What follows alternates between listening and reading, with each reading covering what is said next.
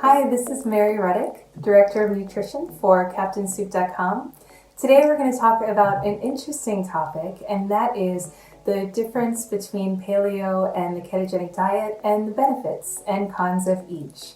So there are many diets out there that can be used to get yourself fixed and better and feeling great, and they can work at different stages of life, but with some illnesses and especially in some conditions, you've got to go quite a bit deeper. So there's several different diets that can address the different levels of illness and also where one is at with their microbiome health.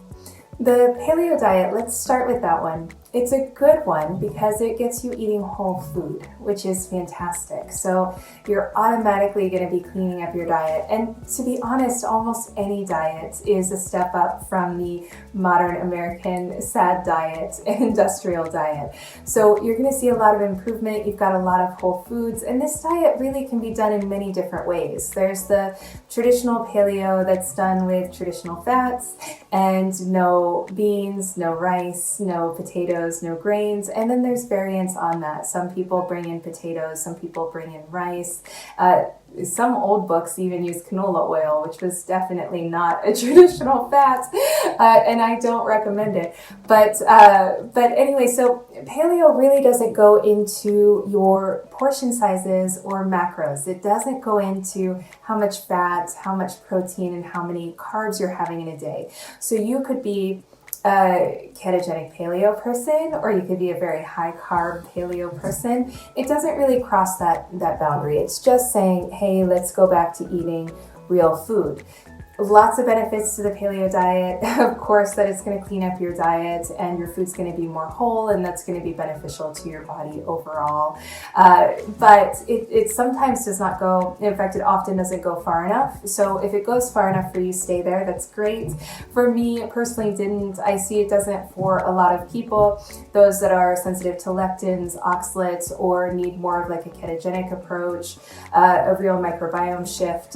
Those that need to shift the microbiome drastically, you can't do the cassava, the tapioca, the sweet potatoes, these kind of things that are allowed on the paleo diet. So paleo diet is really great. It can definitely be used, and it's a good starting point to see where you are, see how much you improve on that, and if you need to go further. If you need to go further, one way to go further is via the ketogenic diet. So this is a high fat, low protein, low carbohydrate way of consuming your food. And the ketogenic diet is different in paleo, right? Because paleo is very concerned about food lists.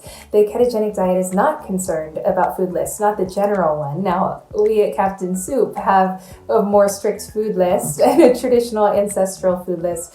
But in general, the ketogenic diet has no food list. So a lot of the ketogenic studies are done with terrible foods, things like saltine crackers and canola oil and these kind of things. And these are actually what are often recommended to children doing this diet with epilepsy.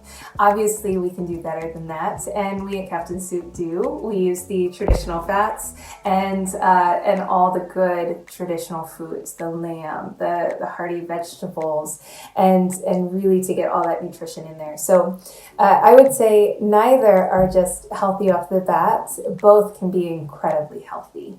And I really think that what we do at Captain Soup is an incredible example of that. We really do the best of both worlds. We use our local ingredients.